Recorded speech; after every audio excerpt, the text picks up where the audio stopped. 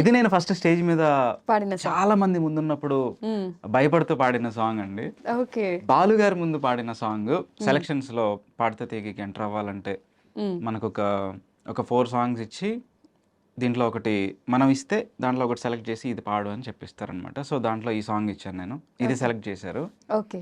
ఏంటంటే నీళ్ళోసే ఆటల్లో అమ్మలే ఉంటుందో వేధిస్తూ ఆడిస్తే నా బిడ్డే అంటుందో నేనొచ్చి తాకాను ముళ్ళల్లి పొడి చేను తానొచ్చి తాకిందో పువ్వల్లే అయ్యేనోయ్ కన్నీరై పన్నీరై ఉందామే రావేమే నీ కోపం నీ రూపం ఉన్నావే లేదేమి నీ యాదం నీ చందం నీ కన్నా ఎవరులే నగిల నగిల నగిల బిగువచ్చాలే నగిల ఓహో నగిల నగిల నగిల బిగువచ్చాలే నగిల ఓహో పడుచు పాట నెమురు వేస్తే ఎదలు వేడే పెంచే పడక కుదిరి కొనుకు పట్టి ఏదో కోరే నన్నే కాళ్ళ చెడుగుడుగుడు కన్నే ఉడుకుడు కాళ్ళ చెడుగుడుగుడు కన్నే ఉడుకుడు. వాహ్! ఏమన్నా వాడారా అసల? అంటే ఇంత మంచి వాయిస్‌ని తెలుగు ఆడియన్స్ ఎన్ని రోజులు మిస్ అయ్యారనే ఫీల్ వస్తుంది నాకు. అలా ఏం లేదండి. యాక్చువల్లీ చాలా మంది మంచి సింగర్స్ ఉన్నారు. బట్ నాది కూడా కొంచెం పెక్యులర్ వాయిస్ అయితే అన్నారు. మీరన్నట్టే చాలా మంది అన్నారు. ఇన్ని రోజులకి నాకు ఛాన్స్ వచ్చినందుకు అట్లీస్ట్ వాయిస్ గుర్తించి ఛాన్స్ ఇచ్చినందుకు మాత్రం నా దానికి సపోర్ట్ చేసిన ప్రతి ఒక్కరికి మాత్రం మన ఐ డ్రీమ్ తరపు నుంచి మరొక్కసారి థ్యాంక్ యూ సో మచ్ అండి. ఓకే. మొత్తం అన్నీ ఒకేసారి బయటకు వదిలేస్తున్నారు.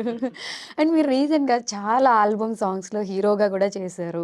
అండ్ ఇన్ ఫ్యూచర్‌లో బిగ్ స్క్రీన్‌లో కూడా ఏమైనా మళ్ళీ హీరోగా యాక్టింగ్ చేసే ఛాన్సెస్ ఉన్నాయా? బిగ్ స్క్రీన్‌లో బిగ్ స్క్రీన్‌కి సరిపడేంత ఫేస్ వాల్యూ నాకు లేదని నాకు తెలుసు. బట్ నాకు సాంగ్స్‌కి సంబంధించి నేను చేసుకునే సాంగ్స్‌కి మాత్రం నేనే యాక్టింగ్ చేసుకొని నేనే చేద్దామని మాత్రం ప్లాన్ ఉంది. సో లైన్‌లో చాలా ఒక 5 సాంగ్స్ ఉన్నాయండి. సో నెక్స్ట్ కూడా అవి కూడా చూడబోతారు. ఓకే. వాటిలో నేనే యాక్ట్ చేస్తాను. అవి ఇప్పుడు ప్రస్తుతానికి ప్రాసెస్‌లో ఉన్నాయి. ఓకే. అంతకు మించి బిగ్ స్క్రీన్ మేబీ దానికి సెట్ అవ్వనని నా ఉద్దేశం. ఒకవేళ ఛాన్స్ వస్తే చేస్తారా? ఛాన్స్ ఇస్తే చూద్దాం. కంపల్సరీ ఇంట్రెస్ట్ ఉందండి. ఓకే. బిగ్ స్క్రీన్ మీద ఎవరికైనా అంత పెద్ద స్క్రీన్ మీద మనల్ని మనం చూసుకోవాలని ఉంటుంది కదా! But exactly. దానికి మన ఫేస్ కూడా వాళ్ళకి నచ్చాలి. ఫేస్ వాల్యూ ఉందా? ఇప్పుడు మన కామెంట్స్‌లో కూడా చాలామంది అంటారు, "నీ ఫేస్ చూసుకున్నా అద్దంలో" అని. పెట్టారా అలా ఎప్పుడైనా? నా గురించి అయితే ఎవరు అనలేదు. ఓకే. బట్ మనం చాలా వాటిల కింద చూస్తుంటాం కదా! కామెంట్స్ చూస్తే మనం ఇక్కడికొచ్చాం. ఎగ్జాక్ట్‌లీ. బట్ నిజం మీరన్నది నిజమే. కామెంట్స్ పట్టించుకోకూడదు. ఎంత కొన్ని కామెంట్స్ చూస్తుంటామండి. వాళ్ళు ఎంత బాగుంటారో ఆ అమ్మాయి గానీ, హీరోయిన్ గానీ, హీరో గానీ ఎంత బాగుంటారో, వాళ్ళు ఎంత కష్టపడి ఆ స్టేజ్‌కి వచ్చి ఉంటారో, బట్ కింద కామెంట్స్ మాత్రం నీ ఫేస్ చూసుకున్నావా ఒకసారి అద్దంలో? అవును. బట్ ఆ ఫేస్ చూసుకున్నావా అని అడిగేవాడి కామెంట్‌కెళ్ళి చూసి అతని ప్రొఫైల్ చూస్తే మాత్రం అద్దం కూడా భయపడేలా ఉంటారు ఆళ్ళు. బట్ మనం దాన్ని క్రిటిసైజ్ చేయకూడదు. కామెంట్ చేయకూడదు. మనం ఇలా మాట్లాడుకుంటున్నప్పుడు. బట్ ఒకరి కష్టాన్ని గుర్తించి వాళ్ళు ఒక స్టేజ్‌లో ఉన్నప్పుడు ఎంతో కొంత నీకు సహాయమై సాధ్యమైనంత సహాయం చేస్తే చెయ్యి, కానీ ఎప్పుడు కూడా వాడి మనసు గాయపడేలాగా ఏ మాట మాట్లాడకూడదని మాత్రం నేను అందరికీ నా తరపున అడిగే ఏమంటారు దాన్ని? చెప్పే ఐ మీన్ అడుగుతున్నాను ఇలా చేయొద్దు అని మాత్రం. నాకు కరెక్ట్‌గా మాట గుర్తు రావట్లేదు, కానీ ఇలా మాత్రం ఎవరిని కొంచెం వాళ్ళు హర్ట్ అయ్యేలా ఎవరు మాట్లాడొద్దు అని మాత్రం చెప్తాను. మా సింగర్స్‌కి కూడా చాలామంది ఫస్ట్‌లో మన బాలు గారు కానీ, లేకపోతే ఇంకెవ్వరి బ్యాక్ స్టోరీస్ విన్నా కూడా ఫస్ట్ వచ్చినప్పుడు అసలు నీ గొంతు విన్నావా? మన ఘంటసాల గారి వాయిస్‌ని ఫస్ట్ అసలు ఎంతమంది రిజెక్ట్ చేశారో. అలాంటిది ఆయన ఇప్పుడు మనకి ఒక రోల్ మోడల్ ప్రతి ఒక్కరికి. బాలు గారు ఫస్ట్ నుంచి అయితే మాత్రం ఆయన కింగ్ అనుకోవచ్చు. మ్మ్. నాకు తెలిసి బాలుగారి వాయిస్ని ఎవరు అబ్జెక్ట్ చేయలేదు. బట్ చాలామంది ఇప్పుడున్న ఫేమస్ సింగర్స్ని మాత్రం ఫస్ట్లో వాళ్ళందరూ ఎదుర్కొన్నారు చాలా. అవును. నీ వాయిస్ ఒకసారి విను, మ్మ్. అసలు నువ్వు పాటకు పనికిరావు అన్న వాళ్ళే ఈ రోజుల్లో మనందరికీ రోల్ మోడల్స్ అయ్యారు. మ్మ్. సో ఎవరిని కూడా జడ్జి చేయడానికి లేదండి ఈ రోజుల్లో. ఫేస్ చూసో లేకపోతే అది చూసే వాళ్ళకి సరైన అవకాశం రావాలి. అవకాశం వస్తే వాళ్ళు నిరూపించుకోవడానికి పెద్ద టైం పట్టదు. ఓకే. యా. సో మీరు లిరిక్స్ కూడా రాస్తున్నారు. అటు లిరిక్స్ రాసి ఇటు సాంగ్ పాడడం అనేది రెండు పడవల మీద నడుస్తున్నట్టు అనిపిస్తుంది. అంటే అది కొంచెం ఏమైనా టఫ్ ఫీల్ అవుతారా?